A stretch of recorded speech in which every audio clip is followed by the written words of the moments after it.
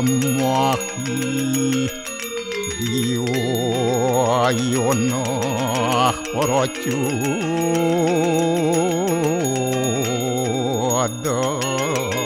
Dayat Om Narayanu Wedem Sarum Yad Buatem Yasya Bawyam Neskalang Niranjan Niruya Kalpun Nirakyata Sududewiku Narayanu Nadiyatyu Astia Kastit Om Tuam Siwa Tuam Dewa Yaswara Parameswara Warahma Wisnu Asya Rudrasya Warusah Paryakiratita Om Papuham Papakarmaham Papatnya Papasambhawa Rahimam Pundarya Kaksik Sabahya Abhyantara Suci Om Kesama Sama Mahadewa Sarwa Paranya kita angkara Mamuja Sarwa Papidya Alaya Suasadya Siwa Om Kesantauya Kaiku Dosa Kesantauya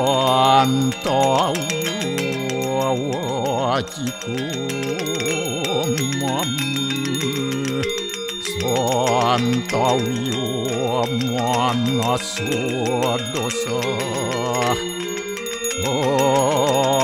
Permadat kesamam Om Santi Santi Santi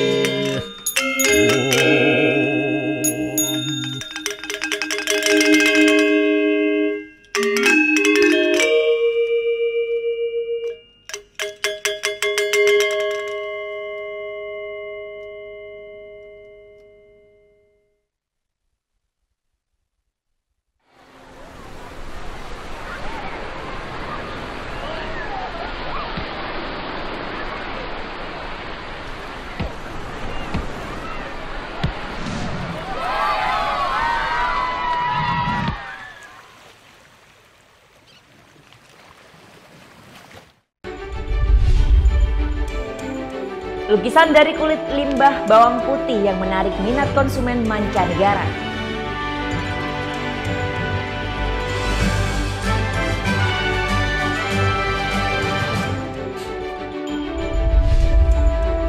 Oknum pegawai Dinas Kebudayaan Buleleng diduga melakukan pungli di 9 subak di Kecamatan Kubu Tambahan, Buleleng, Bali.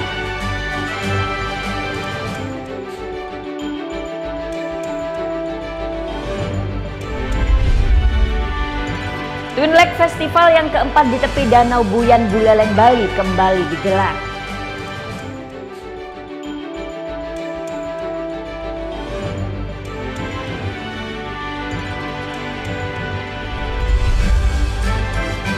Berbagai referensi film untuk mengisi akhir pekan Anda.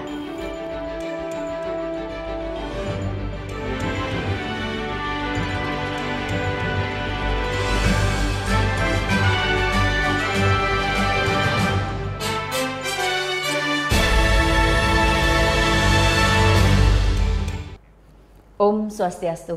Halo, selamat pagi pemirsa, Net Bali kembali hadir menyapa Anda. Selama 1 jam ke depan kami akan membawakan sajian berita terhangat dan inspiratif.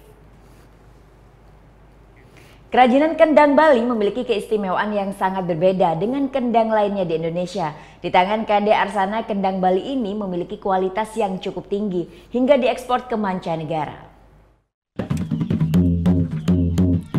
Ya, orang Bali menyebutnya dengan kendang, salah satu alat pelengkap dalam kesenian gamelan Bali.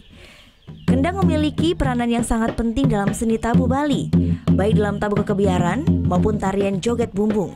Alunan kendang berfungsi mengatur tempo dalam kesenian gamelan Bali.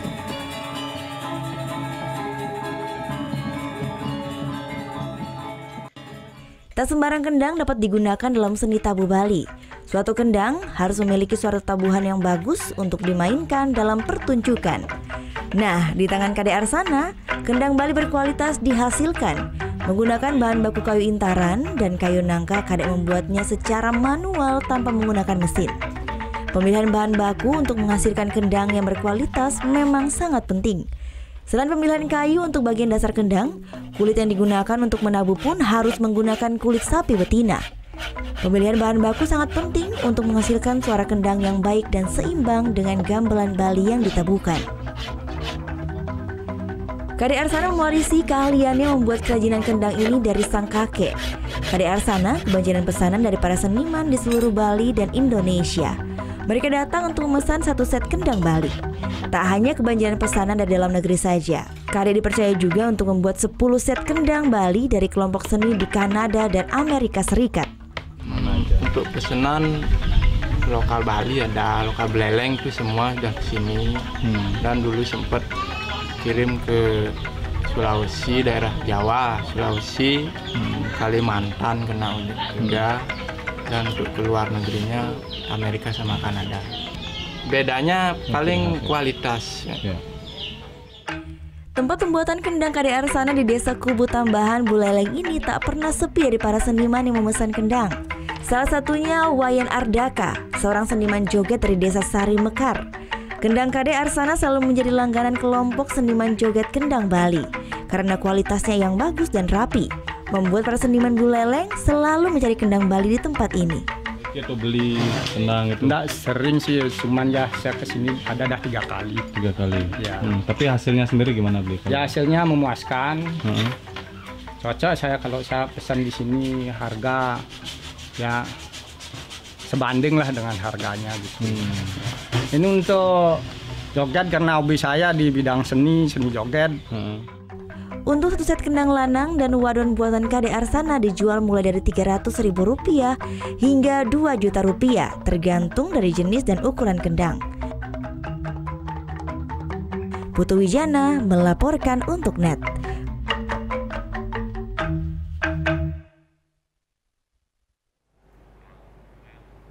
Melukis dengan media kanvas itu sudah biasa. Nah, di Bali ada seniman yang melukis dengan memanfaatkan limbah kulit bawang putih. Hasilnya lukisan dengan limbah kulit bawang putih ini jadi karya unik yang menarik minat konsumen mancanegara.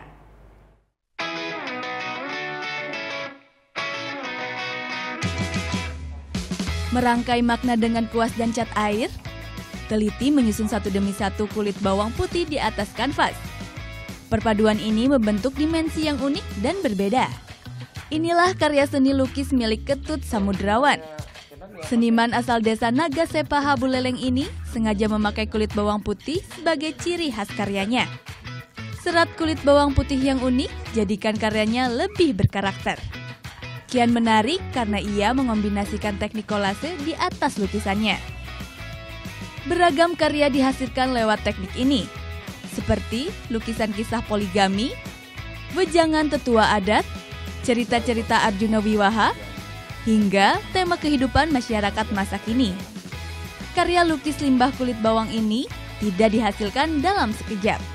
Butuh proses panjang, mulai ide, tema, dan pewarnaan. Medianya tak hanya kanvas, tapi juga patung. Awalnya membuat lukisan dari bawang ini kan kita ini terinspirasi dari ke pasar istilahnya.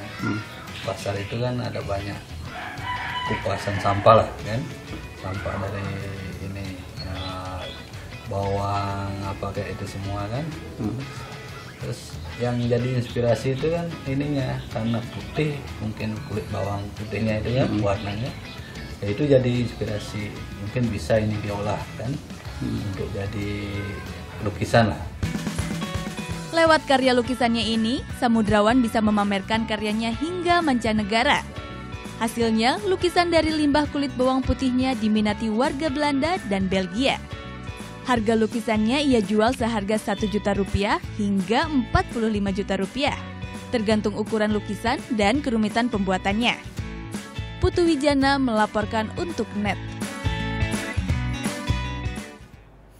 Oknum pegawai Dinas Kebudayaan Buleleng diduga melakukan pungli di 9 subak di Kecamatan Kubu Tambahan Buleleng, Bali. Tunggu saat lagi tetap di NET Bali.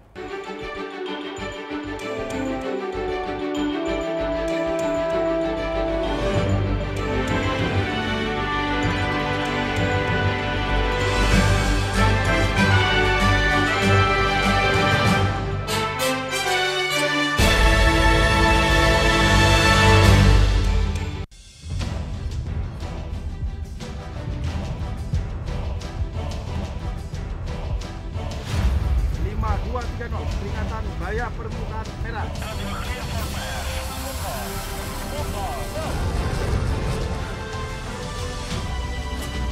Tembak.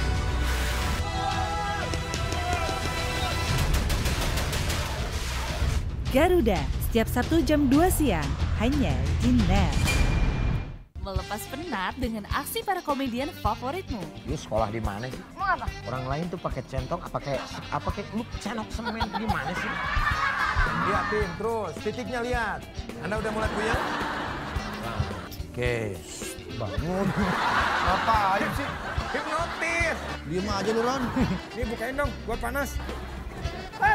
Selamat menonton dan semoga bisa menahan tawa. Komedi Night Live. Hanya di NET. Selamat pagi. In here, aku harus menempatkan seorang personal assistant. Where did you work before? Yes, of course. Yes. Selamat datang di dunia syuting pagi hari. Tadi naik apa ke sini Kak Dika? Naik mobil. Oh, naik mobil. Oh, nanti pulangnya bareng kali ya. Ini mbaknya lagi. Sarah Sehan, Senin sampai Jumat jam 9 pagi, hanya di NET.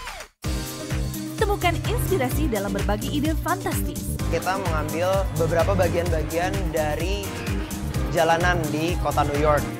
Awalnya rumah ini rumah tinggal. Aku rubah sedikit konsepnya jadi studio. Aku buat seperti lounge juga, jadi kita bisa kumpul-kumpul bareng. Tuangkan dalam karya dan wujudkan kreasimu. Design, Sabtu jam 9:30 pagi, hanya di NET. Oke Jack, dengan Mbak Luna. Kok lama banget sih Mbak? Tadi saya sempat istirahat dulu sebentar, pinggang saya rada encok. Encok? Emangnya hari ini Mbak berapa orderan? 073, nomor antrian 0. Nomor antrian 073? Saya. Dimanapun kamu bisa nonton Oke Jack dan program-program net favoritmu di Zulu.id. Download aplikasinya sekarang. Bangun pagi bisa bikin tambah pintar. Bareng Andre Hesti bisa. Berbagai inovasi masa kini, seru-seruan di Fun Science. Hingga tips oi-oi. Pagi-pagi hanya di NET.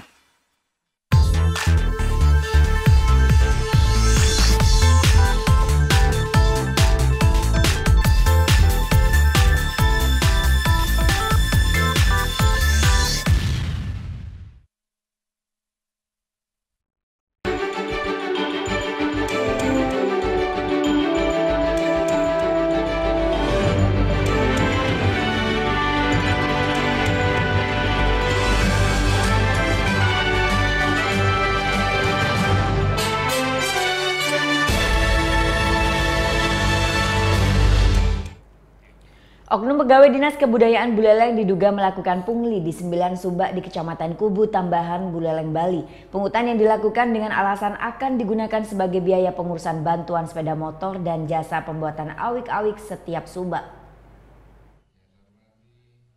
Sejumlah anggota subak Abian di Dusun Seganti, Desa Depaha, Kamis siang keluhkan adanya pungutan di setiap subak di desanya, yang diduga dilakukan oleh oknum pegawai di Dinas Kebudayaan Buleleng. Pemungutan yang dilakukan setiap subak di Desa Depaha itu dipatok sebesar Rp1,5 juta. Pungutan tersebut telah dilakukan oleh salah satu seorang calo yang mengurus surat kendaraan yang merupakan bagian kepada sejumlah klien subak di seluruh Buleleng pada awal tahun 2017 silam. Tidak itu saja, alasan oknum calo yang diduga suruhan dari oknum pegawai Disbud Buleleng tersebut juga digunakan untuk jasa pembuatan awik-awik. Nah, dia ngerti, Pak. Cuma yang dia tahu tidak kekirangan uang karena subak ini sudah menebus sebanyak Rp1,5 juta. Jasa pembuatan awik-awik itu. Jasa pembuatan. Nah, alasannya gitu untuk biaya membuat badan hukum gitu katanya. Saya dengar ditunjuk tidak ada. Tapi daerah lain tidak ada? Tidak ada. Menurut Kepala Dusun Seganti, Desa Depaha, mengaku sampai saat ini pungutan liar yang dilakukan oleh oknum petugas Disbud ini membuat polemik di desanya. Gede berharap pemerintah kabupaten segera melakukan tindakan terhadap kasus yang menimpa beberapa subak di desanya ini. Untuk pengurusan pajak sepeda motor, bantuan kepada subak di seluruh Buleleng gratis. Dari sebanyak 16 subak yang ada di Desa Depaha, sebanyak 9 subak Abian dilakukan pungutan oleh oknum pegawai Disbud Buleleng. Teman-teman, saya tidak paham hukum sebenarnya gitu, makanya kalau memang ini harus ditindaklanjuti oleh yang berwajib, ya kami persilakan. Intinya ini adalah merupakan keberatan dari warga saya sendiri, bukan dari saya sendiri. Intinya karena ada penyampaian dari warga saya, memang saya juga sebagai anggota di sana, tapi pas paruman untuk pemungutan ini saya nggak ikut, jadi saya nggak tahu untuk apa pungutannya gitu. Kalau pas saya ada di sana mungkin saya nggak sampai nggak sampai ada pungutan mungkin gitu, karena sedikit tidaknya kan tahulah kalau yang ini namanya pungutan, karena mungkin peruntukannya juga belum jelas. Jadi karena ini udah terlanjur, kemudian ada keberatan dari warga saya dan ini sampai udah muncul di media, ya mau apa lagi. Kalau memang harus ditindaklanjut sama pihak yang berwajib, kami persilakan. Kami bersedia memberikan informasi apapun yang nanti dibutuhkan. Sementara itu, Kepala Dinas Kebudayaan Buleleng Putu Tastrawijaya mengaku tidak mengetahui adanya pungutan tersebut kepada sejumlah subak di Buleleng.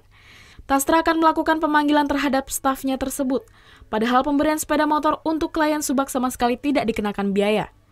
Demikian juga dengan pembuatan awik-awik, Dinas Kebudayaan Buleleng hanya sebagai pendamping. Ya, saya belum tahu siapa itu, saya ingin namanya. Namanya Pak Sukenare, Pak. Oh, Sukenare, oh gitu ya. Ya nanti kita cek dulu ya. Dari memang pegawai di sini, Pak? Iya, memang sini ya. Selaku? Dia salah satu tim. Menjabat apa? Kalau pengadaan motor itu memang harus ada awiknya, Pak? Awiknya dapat subak itu, subak. motor memang harus ada awiknya. Awiknya enggak, semua dapat subak. Sama SK Bupati ada, administrasinya agak ribet. Enggak, maksudnya untuk ada biaya pembayaran. Enggak ada pemungutan. Sama sekali enggak. Artinya gratis semua, Pak ya? Gratis ya. Tidak ada pungutan apapun. Bantuan itu langsung dari Bupati. Langsung dari Bupati. Hibah dari Bupati. Tidak ada pajak, tidak ada pungutan apapun. Semua gratis. Kasus pungutan liar dengan modus sebagai pengurusan pajak motor subak, serta pengurusan awik-awik di sejumlah subak di Buleleng baru ditemukan di Desa Depaha, Kubu Tambahan, Buleleng. Putu Wijana melaporkan untuk NET. Kepolisian akan menghentikan kasus video Kaisang Pangarep yang dilaporkan warga karena dinilai bermuatan ujaran kebencian dan penodaan. Menurut Wakapolri, laporan itu tidak berdasar dan tidak memiliki unsur pidana. Menyebarkan kebencian. Kasus laporan warga Bekasi terhadap putra bungsu Presiden Joko Widodo Kaisang Pangarep menjadi polemik dalam 2 hari terakhir. Wakapolri Komjen Pol Syafruddin tegaskan kasus itu tidak perlu diproses lebih lanjut. Alasannya, laporan dinilai tidak berdasar. Sementara materi yang dituduhkan juga tidak mengandung unsur pidana. Saya tegaskan, ya, itu mengada-ngada. Ya laporannya mengada-ngada. Ya kita tidak akan tindak lanjuti laporan itu. Ya itu ngomongnya Deso itu kan Saya juga dari kecil udah dengar itu omongan Deso itu guyonan aja itu. Sebelumnya, Kaesang dilaporkan ke Polres Bekasi Kota 2 Juli lalu oleh Muhammad Hidayat. Laporan ini terkait vlog Kaesang dengan tema Bapak Minta Proyek hingga pawai obor anak-anak. Belakangan diketahui, Muhammad Hidayat yang melaporkan Kaesang merupakan tersangka kasus ujaran kebencian dan kasusnya hingga kini masih ditangani Polda Metro Jaya. Tim Liputan melaporkan untuk NET. Kasus hukum yang lain, polisi masih mendalami kasus pemukulan yang dialami petugas keamanan Bandara Samratulangi Manado, Sulawesi Utara. Sementara terduga pelaku juga melaporkan korban atas perbuatan yang dinilai tidak menyenangkan. Polri memastikan kasus pemukulan yang diduga dilakukan istri perwira tinggi Polri terhadap petugas keamanan Bandara Samratulangi akan diusut. Saat ini polisi tengah meneliti 2 kasus terkait peristiwa tersebut. Ada 2 laporan. Laporan pertama itu masalah terjadinya pemukulan dengan ditampar, kita lihat di videonya ada. Ya, kemudian yang melaporkan juga perbuatan tidak menyenangkan atas perlakuan absek. Nah, itu yang sedang kita cari nanti latar belakangnya, ya tentunya kenapa dia tidak suka ataupun melakukan pemukulan, tentunya ada latar belakang. Nanti kita ambil keterangannya dari saksi-saksi yang ada, termasuk pelapor juga, termasuk terlapor juga. Insiden kekerasan terhadap petugas Aviation Security Bandara Samratulangi, Manado terjadi Rabu pagi 5 Juli lalu. Kasus bermula saat perempuan berinisial JOW yang mengaku sebagai istri polisi berbintang 1 menolak melepaskan jam tangannya saat melewati pemeriksaan X-ray. Salah seorang petugas AFSEC yang menegur pelaku malah mendapatkan tamparan di bagian wajah. Korban telah melaporkan pelaku ke polisi atas tindakan kekerasan, sementara pelaku melapor ke kepolisian atas tindakan tidak menyenangkan. Tim Liputan melaporkan untuk NET. Berhasil gagalkan aksi pencurian, anggota Kopaska TNI AL dapatkan penghargaan dari Kepolisian Resort Kota Besar Surabaya. Sementara 1 orang pelaku pencurian yang kabur saat ini masih dalam pengejaran. Anggota Kopaska TNI AL Mayor Laut Pelaut Tunggal Waluyo mendapat penghargaan dari Kapolrestabes Surabaya M. Iqbal Kamis siang. Penghargaan ini diberikan atas prestasinya membantu kepolisian menindak tegas pelaku curanmor yang hendak mencuri di rumahnya pada Rabu dini hari. Kedua dari 3 pelaku merupakan komplotan curanmor yang kerap kali beraksi di kota Surabaya. Ini adalah bagian daripada kesuksesan yang luar biasa. Ya. Bayangkan kalau misalnya Mayor Tunggul tidak mengantisipasi itu, mencegah dengan tindakan-tindakan tegas, walaupun sekali lagi Mayor Tunggul tidak paham bahwa tindakan tegasnya akibatnya mematikan, tapi ini dibenarkan. Ya, dibenarkan karena memang kelompok 3 ini sangat meresahkan. Penghargaan ini pun menjadi motivasi bagi anggota TNI Angkatan Laut, Satuan Komando Pasukan Katak Lantamal 5 Surabaya. Tindakannya itu diakui sesuai prosedur karena pelaku telah diberi peringatan sebelumnya. Kami kasih peringatan, masih tetap membawa lari motor, akhirnya kami lumpuhkan dan tidak kami arahkan ke kepala. Intinya kami ingin menghambat, tapi kejadian karena malam, jarak juga agak lumayan, situasi juga mengancam. Sebelumnya Rabu dini hari 3 kawanan pencuri sepeda motor beraksi di Jalan Simorejo, Surabaya. Aksi pelaku berhasil digagalkan oleh pemilik rumah yang tak lain adalah anggota Kopaska TNI AL. 2 pelaku tewas dan 1 lainnya dalam pengejaran kepolisian. Juli Susanto melaporkan untuk NET. Tunlek Festival yang keempat di tepi Danau Buyan Buleleng, Bali kembali digelar oleh Dinas Pertanian Buleleng. Tunggu sesaat lagi tetap di NET Bali.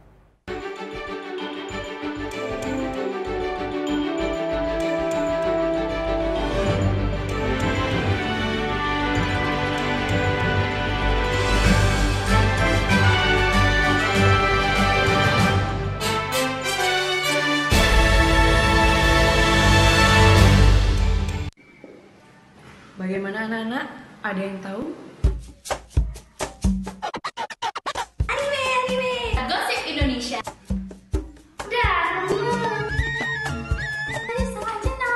Meresahkan warga Indonesia. Oh, so sweet. Top chart music minggu ini. Sehat adalah tayangan yang menghibur sekaligus memberikan informasi yang berguna dan bermanfaat bagi masyarakat. Mereka terlalu lucu untuk dilewatkan. Masa? Obrolannya terlalu seru untuk diabaikan. Nang kebetulan juga usaha. Enggak ditanya. Ya nggak apa-apa. Yang terheboh ada di sini. Semua yang terbaik hanya untuk Anda. Betul. Nanya dulu. Siapa yang nanya? Best of ini talk show. Keberadaan papa bagi keluarga itu sangat berarti. Betul. Papa apa yang nggak pernah marah-marah. Apa tuh? Nggak apa-apa. Terima kasih, nama saya Chandra. Mata mampu melihat segala bentuk dari yang biasa dan tidak biasa. Otak Anda yang mengolahnya menjadi suatu visual dan persepsi. Perhatikan gambar berikut. Fokuskan pandangan Anda. Coba untuk tetap diam pada satu posisi. Mungkin Anda melihat gambar ini seperti bergerak, tapi nyatanya gambar ini sama sekali tidak bergerak. Berbagai permainan pikiran dan eksperimen akan saya jelaskan dalam Lintas Imaji.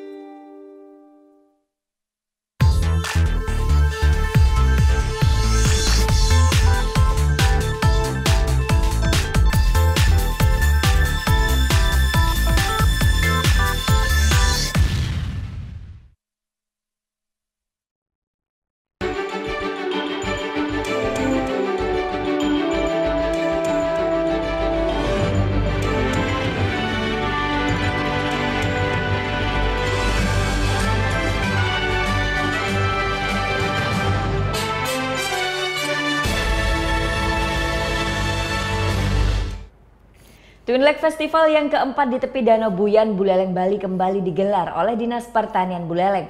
Festival yang memadukan pertanian dengan pariwisata ini menampilkan hasil pertanian khas Bali Utara serta perbaikan ekosistem dua danau yang ada di Bali Utara.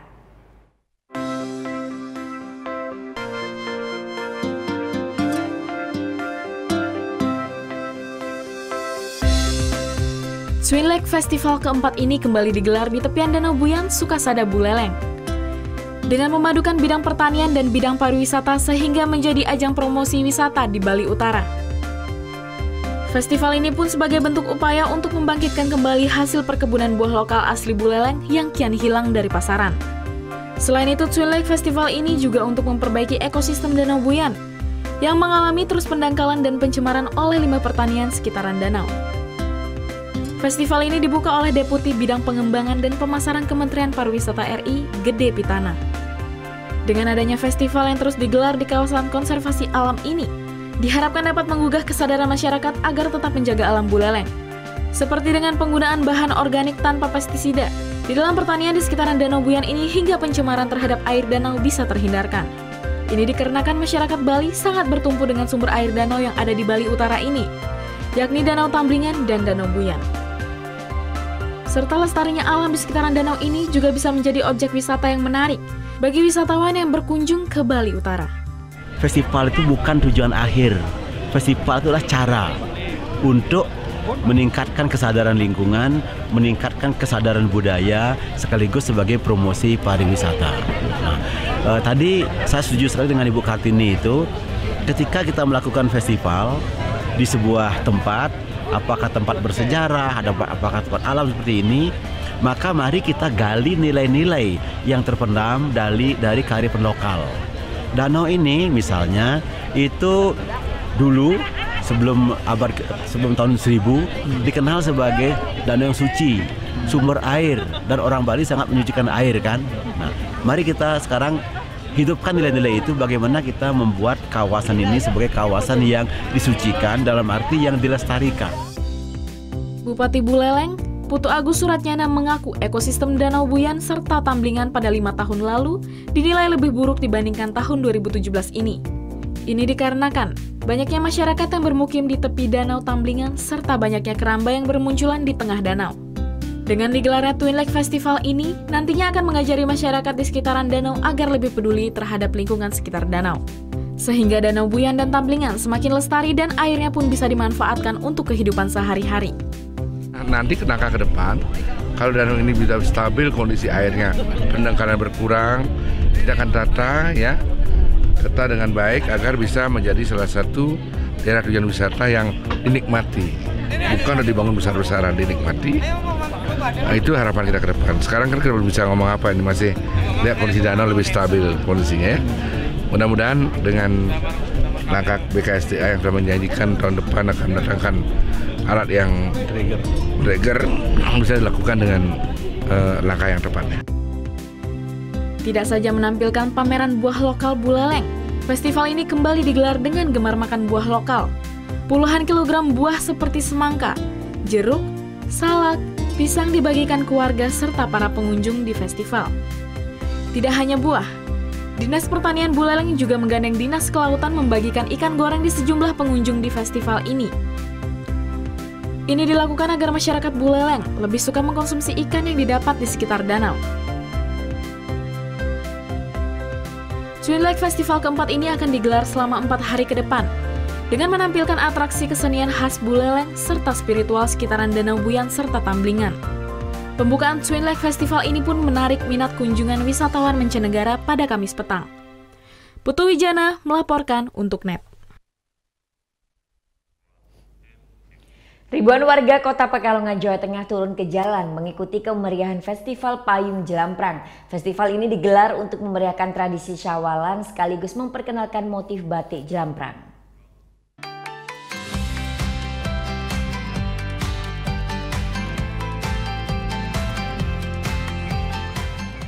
501 payung bermotif batik Jelamprang diarak mengelilingi Kota Pekalongan, Jawa Tengah. Karnaval payung yang diselenggarakan oleh Forum Kerukunan Masyarakat Krapiak dan pemerintah Kota Pekalongan ini dimulai dari Taman Sorogener. Arak-arakan diiringi alunan musik tradisional, juga band di atas mobil hias. Sesekali para pengarak payung juga menari di hadapan ribuan penonton yang memadati pinggir jalan protokol. Para peserta karnaval membuat payung dan kostum sendiri. Rata-rata dibutuhkan waktu 2 minggu untuk membuat payung dan kostum ini. Kegiatan apa ini? Ini Syawalan. Yeah. Kegiatannya apa aja ini? Kegiatannya itu aja sih, cuma karnaval-karnaval. Karnaval ya, termasuk karnaval payung? Iya.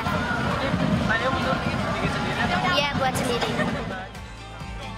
Tema Payung Jelamprang dipilih untuk memperkenalkan pada masyarakat luas batik Jelamprang sebagai ikon Kota Pekalongan. Selain itu, untuk mengurangi tradisi membunyikan petasan dan menerbangkan balon raksasa. Harapan untuk mempererat tali silaturahmi NKRI harga mati, dan kita juga sedang bersiap-siap untuk mengadakan Syawalan besok, dan sesuai dengan himbauan dari Kapolres, dari kita semua bahwa warga dilarang menyumut mercon dan menerbangkan balon yang sangat mengganggu keselamatan kita bersama. Kegiatan Syawalan sendiri merupakan kegiatan tahunan warga Kota Pekalongan yang digelar sepekan setelah Hari Raya Idul Fitri. Triyono Saifullah melaporkan untuk NET. Berbicara seputar tradisi, kali ini dari Sumatera Utara, Lubuk Larangan kembali berlangsung di Kabupaten Mandailing Natal, Sumatera Utara. Tradisi setahun sekali ini saat Lebaran kembali diserbu warga.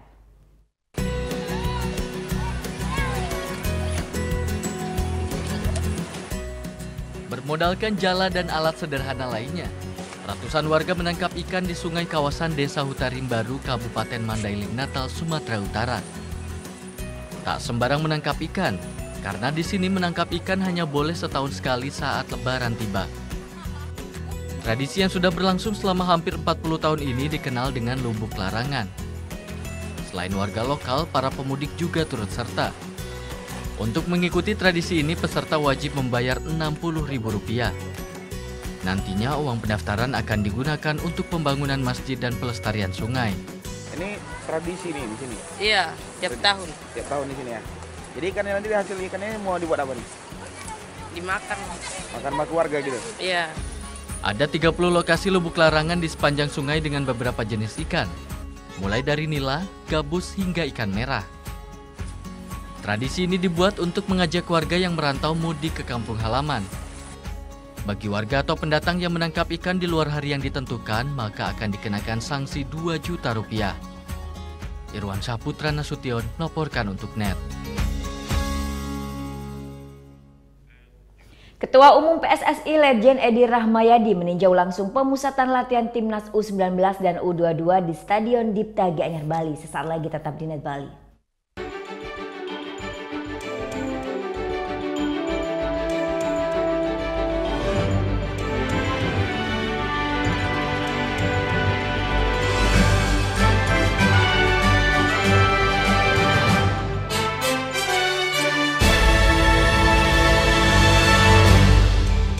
Mereka terlalu lucu untuk dilewatkan. Masa? Obrolannya terlalu seru untuk diabaikan. Tenang, kebetulan juga usaha. Nggak ditanya. Nggak ditanya. Ya nggak apa-apa. Yang terheboh ada di sini. Semua yang terbaik hanya untuk Anda. Betul. Nanya dulu. Siapa yang nanya? Best of ini talk show.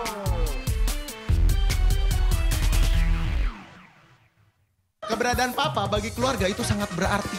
Betul. Papa apa yang nggak pernah marah-marah. Apa tuh? Nggak apa-apa. Terima kasih, nama saya Chandra. Mata mampu melihat segala bentuk dari yang biasa dan tidak biasa. Otak Anda yang mengolahnya menjadi suatu visual dan persepsi. Perhatikan gambar berikut. Fokuskan pandangan Anda. Coba untuk tetap diam pada satu posisi. Mungkin Anda melihat gambar ini seperti bergerak, tapi nyatanya gambar ini sama sekali tidak bergerak.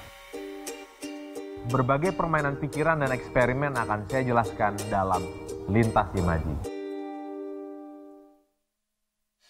Selamat siang, Net 12 kembali hadir dengan ragam informasi hangat dan menarik. Menyajikan variasi buletin yang berkualitas, berbalut inspirasi dan informasi. Betul sekali, dan kali ini adalah kayu-kayu bekas yang dimanfaatkan menjadi ragam furniture unik dan lucu. Di Cina ada restoran dengan dekorasi ruang makan yang bisa berganti-ganti. Iya, asik banget teknologi efek sinar ultraviolet menghadirkan sensasi yang berbeda di restoran ini. Selamat beraktivitas. Untuk menemani aktivitas siang Anda, Net 12. Setiap hari jam 12 siang, hanya di Net.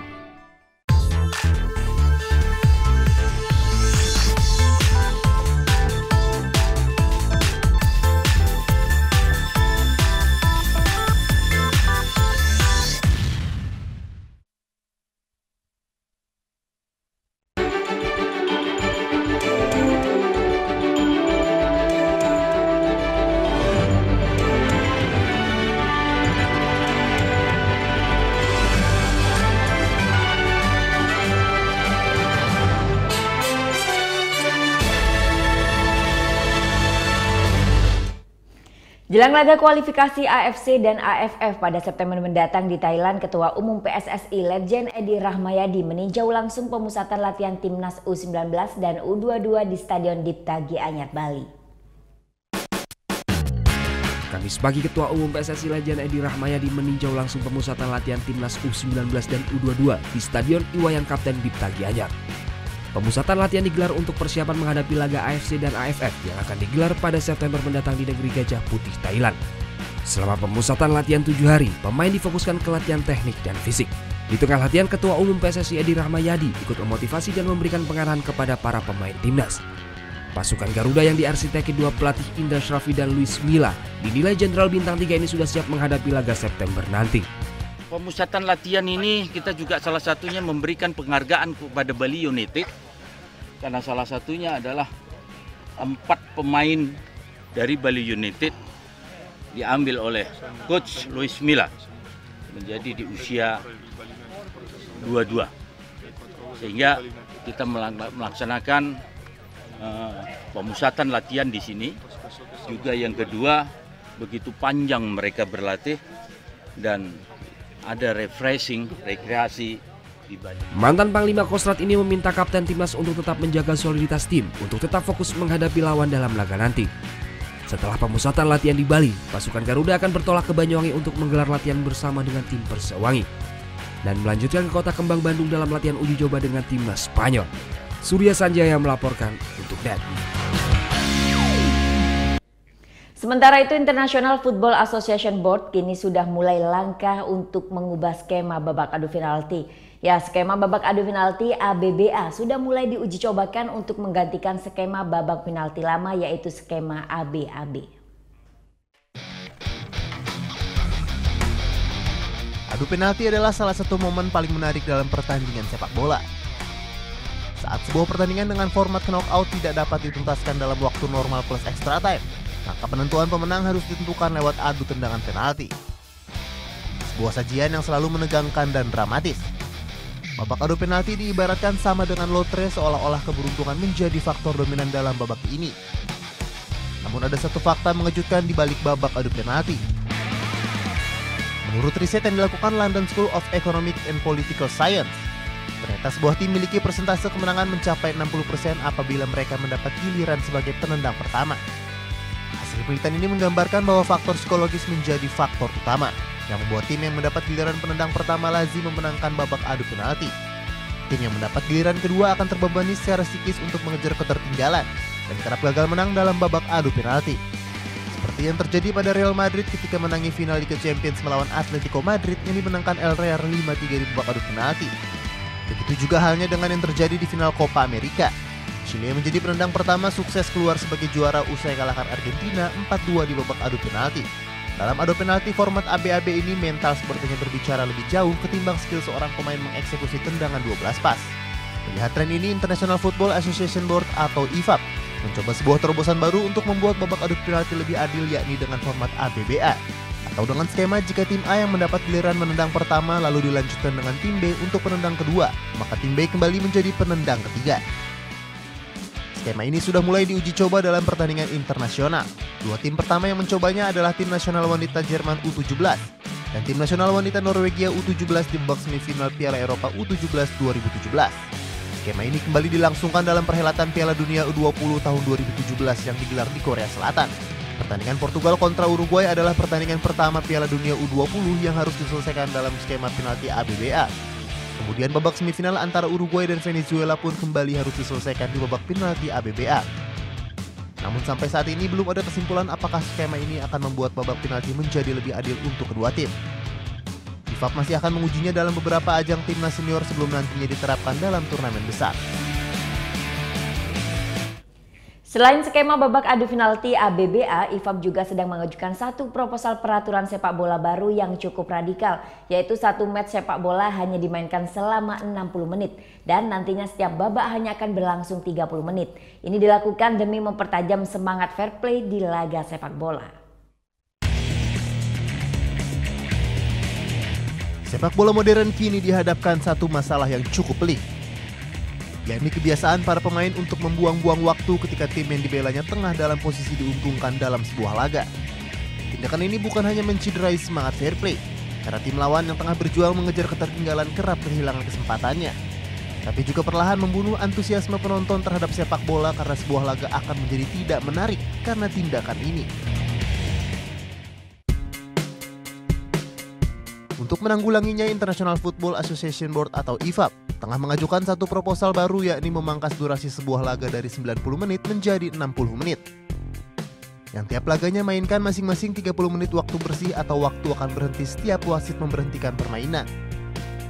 Proposal yang diberi judul Fair Play atau bermain jujur ini dipastikan akan menghilangkan peluang untuk para pemain membuang waktu, karena setiap orang pura-pura cedera tidak akan ada lagi waktu yang terbuang, karena waktu diberhentikan oleh wasit selama bola tidak dimainkan. Selain itu, dalam proposal yang sama, IFAB juga mengusulkan seorang pemain boleh mengoper dirinya sendiri atau langsung mendribble bola di situasi tendangan bebas, corner, dan tendangan gawang, dan juga memperbolehkan tendangan gawang diambil ketika bola tidak dalam posisi diam. Ada juga gagasan dan tidak boleh ada serangan lanjutan ketika sebuah penalti berhasil ditepis oleh penjaga gawang. Dan yang terakhir, wasit hanya menyudahi pertandingan pada halftime atau full time ketika bola sudah keluar lapangan. Semua skema permainan ini diajukan untuk memaksimalkan waktu permainan dan membuat pertandingan sepak bola semakin atraktif. Proposal fair play ini masih dalam tahap diskusi, namun beberapa pesepak bola sudah menyatakan dukungannya untuk rencana ini.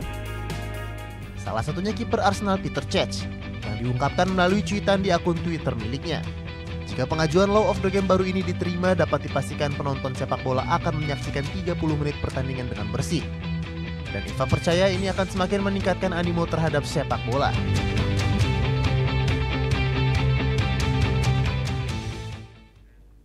Jackie Chan raih prestasi di dunia otomotif dengan menjuarai balap Le Mans. Sementara petenis Andy Murray akan mendonasikan hadiah uang dari Aegon Championship pekan ini untuk korban kebakaran Grenfell Tower. Informasi selengkapnya akan kami rangkum dalam Sport in 90 Seconds.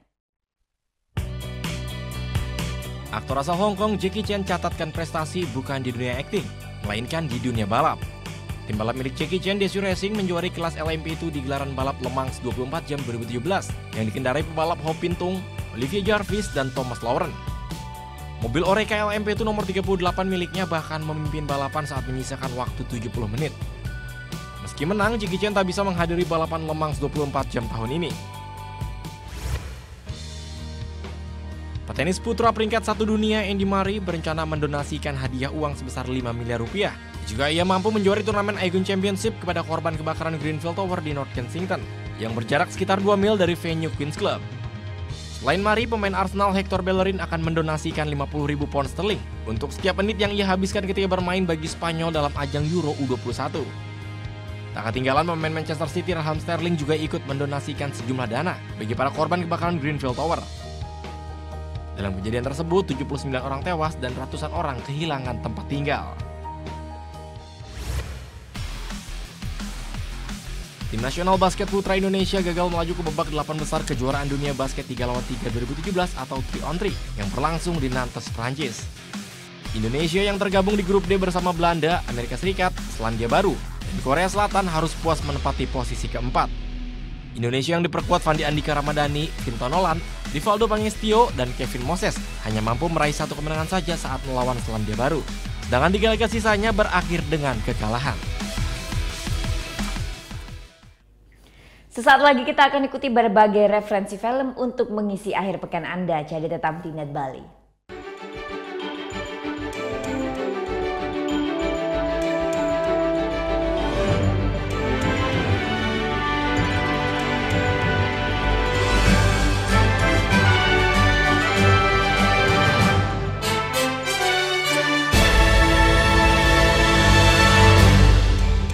Mereka terlalu lucu untuk dilewatkan. Masa? Obrolannya terlalu seru untuk diabaikan. Nang kebetulan juga usaha. Nggak ditanya. Nggak ditanya. Ya nggak apa-apa. Yang terheboh ada di sini. Semua yang terbaik hanya untuk Anda. Betul. Nanya dulu. Siapa yang nanya? Best of ini talk show.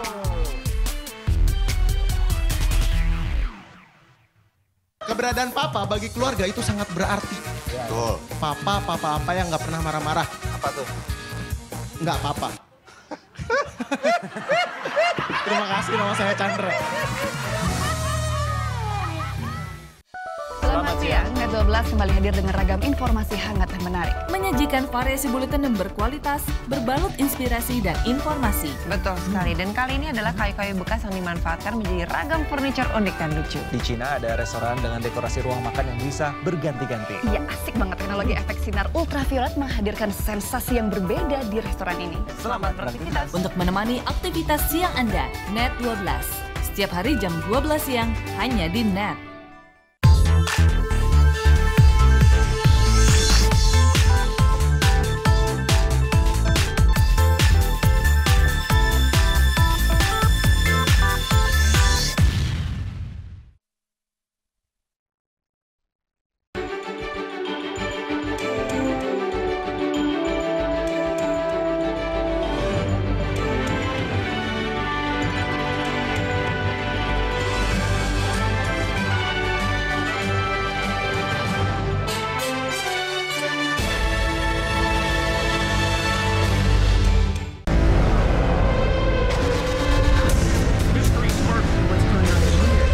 Stay. Mind if we'll have fun while we can? Wait, in love with I summer. don't want to fight them. Akhir pekan akan semakin seru dengan menonton film. Nah, awal bulan Juli dibuka dengan film terbaru dari Marvel Comics, Spider-Man Homecoming. Tampilan sang pahlawan laba-laba super semakin segar dengan pemain baru dan cerita yang penuh sisipan humor. Untuk pecinta superhero dari Avengers wajib nonton film ini.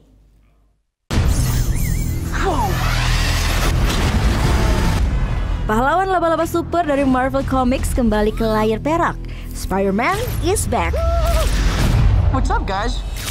Mr. Stark, here's my report for tonight. I stopped a Grand Theft bicycle. Hey, could you do me a favor? Hold on to that. Is this anybody's bike? Kali ini dengan tampilan yang baru, sosok Spider-Man muda dan cerita yang lebih segar. Diperankan oleh Tom Holland, Spider-Man Homecoming bercerita tentang seorang remaja laki-laki berusia 15 tahun yang kaget dengan kekuatan super ala laba-laba yang dimilikinya. Latar belakang cerita diambil setelah film Captain America Civil War. Di film ini, Peter Parker akan dimentori oleh Tony Stark atau sang Iron Man. Do me a favor, can't you just be a friendly neighborhood Spider-Man? Cerita Spider-Man Homecoming yang disutradarai oleh John Watts ini lebih segar dengan banyak sisipan humor. You're the Spider-Man from YouTube. Bagaimana Peter Parker harus tetap menjalani masa remajanya di sekolah sebagai murid biasa yang canggung dan kehidupannya sebagai pahlawan super. Penonton akan banyak disuguhkan adegan ceroboh dan konyol dari seorang Spider-Man remaja yang masih ingin membuktikan diri sebagai salah satu bagian dari tim The Avengers. I don't understand. I'm intimidated. Oh, hey guys. The illegal weapons barrier was at 2:30. You missed it. Tapi jangan sedih, aksi heroik ala film superhero dipastikan membuat film ini semakin menarik.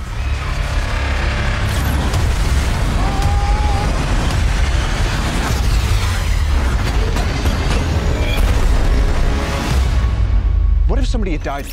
I was just trying to be like you. I wanted you to be better. I'm gonna need the suit back. But I'm nothing without this suit. If you're nothing without this suit, then you shouldn't have it. I screwed up. Kali ini Spider-Man akan melawan Vulture yang diperankan Michael Keaton, seorang pengusaha barang rongsokan yang ingin membalaskan dendamnya pada Tony Stark. I know you know what I'm talking about. So don't mess with me.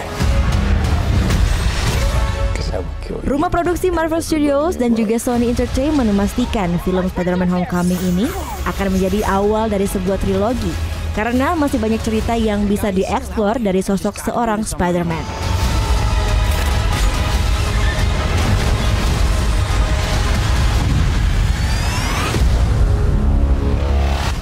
Just don't do anything stupid. I got this. All right? Yeah. Setiap seri dari Spider-Man pasti ada kekhasan tersendiri yang ditawarkan, mulai dari Spider-Man 1, 2, dan 3 yang diperankan oleh Tobey Maguire hingga The Amazing Spider-Man yang diperankan oleh Andrew Garfield. Dalam Spider-Man Homecoming ala Tom Holland pun juga menyuguhkan hal baru dan menarik yang bisa kita saksikan. Apa saja kira-kira, berikut beberapa di antaranya.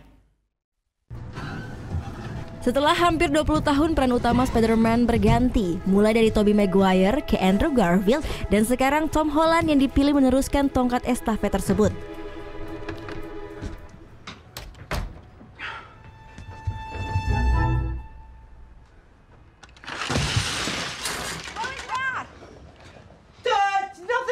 You're the Spider-Man. I'm not. Dalam film terbarunya, Spider-Man Homecoming, bukan hanya pemeran utamanya saja yang berganti, namun ada pula beberapa bagian penting dari cerita Spider-Man yang dibuat berbeda dalam film ini. Yang pertama, dalam setiap film Spider-Man, tentu karakter Baby May atau yang biasa dikenal sebagai ibu angkat Peter Parker pasti selalu ada. Pada film Spider-Man 1, 2, dan 3, tokoh Baby May diperankan oleh aktris asal Inggris Rosemary Ann Harris. Lalu di 2 film Amazing Spider-Man, peran ini dimainkan oleh Sally Field. Yang menjadi perbincangan hangat adalah pemilihan peran Baby May dalam film terbaru Spider-Man yang rilis tahun ini. Tampilan orang tua angkat Peter Parker ini lebih muda dan lebih cantik. Aktris pemenang Piala Oscar Marisa Tomei dipilih memerankan peran ini. Kemunculan nama Tomei sebagai Baby May Spider-Man menuai banyak kontroversi karena jika sesuai dengan komik, ia terlihat terlalu muda untuk peran tersebut. Yang kedua, jika biasanya kita melihat peran pasangan Peter Parker adalah seorang perempuan berambut blonde, mulai dari Kirsten Dunst di film Spider-Man 1, 2, dan 3, lalu ada pula Emma Watson di film The Amazing Spider-Man. Berbeda dengan film Spider-Man kali ini, Laura Harrier didapuk menjadi Liz Allen, seorang primadona SNU yang menjadi cinta mati Peter Parker masa remaja. Nah, banyak yang berbeda kan di Spider-Man Homecoming yang terbaru. Langsung saja saksikan di bioskop terdekat. Should probably stop staring before it gets creepy though. Too late. You guys are losers. I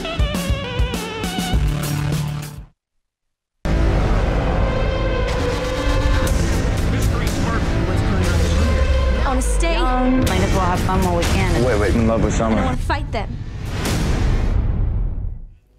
Nah, setelah melihat berbagai referensi film, kita beralih ke medsos yang mulai hari Rabu hingga Kamis kemarin kalau buka medsos itu isinya banyak curahan hati netizen yang ternyata baper gara-gara artis Korea Song Joong Ki dan Song Hye Kyo yang resmi umumkan rencana pernikahan mereka. 비킬 겁니다. 왜 푸시면요? Eits, jangan baperan ah. Ya, lini masa media sosial sejak Rabu kemarin diisi dengan curhatan K-pop lovers yang rela nggak rela mendengar kabar bahagia dari dua pemeran utama drama Korea Descendant of the Sun. Apalagi kalau bukan kabar pernikahan Song Joong Ki dan Song Hye Kyo yang rencananya akan digelar 31 Oktober mendatang. Di Twitter, hashtag Hari Patah Hati Internasional sampai hashtag Song Song Couple sempat duduki trending topik. Banyak yang mengucapkan selamat, hingga ada yang bilang drama Descendant of the Sun jadi kenyataan. Ditunggu drama sesi 2-nya di kehidupan nyata. Dan ada juga yang bilang sudah dipastikan akhir Oktober nanti jadi Hari Patah Hati Internasional. Memang rumor kedekatan keduanya sudah diendus penggemar drama Korea atau drakor sejak drama mereka melejit tahun 2016. Tapi keduanya selalu menyangkal rumor ini melalui agensi mereka. Padahal, menurut teman dekat keduanya, pasangan Song ini mulai berkencan sejak syuting drama pertengahan 2015 lalu. Informasi tadi sekaligus mengakhiri Net Bali hari ini. Kini Anda dapat mengakses Netzi, portal berita referensi Anda di www.netzi.id. Dan saksikan kembali tayangan hari ini di YouTube channel kami www.youtube.com/netbali. Tentunya jangan lupa subscribe. Saya Vera Zenvia, matur suksma dan selamat berakhir pekan. Om Santi Santi Santi Om. You capture me unlike no other from the first hello.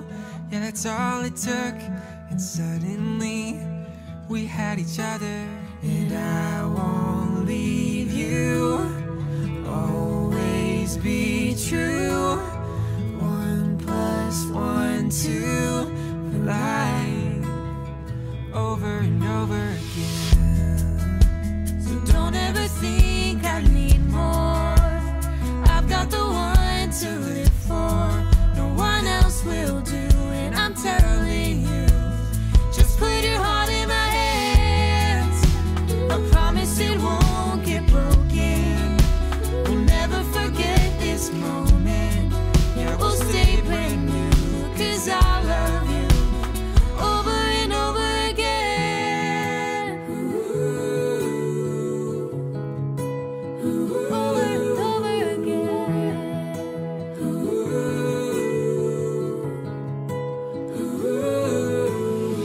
Heat of night to the break of day, I'll keep you safe and hold you forever. And the sparks will fly, they will never fade. And every day gets better and better. And I won't leave you. Always be true. 1 + 1 2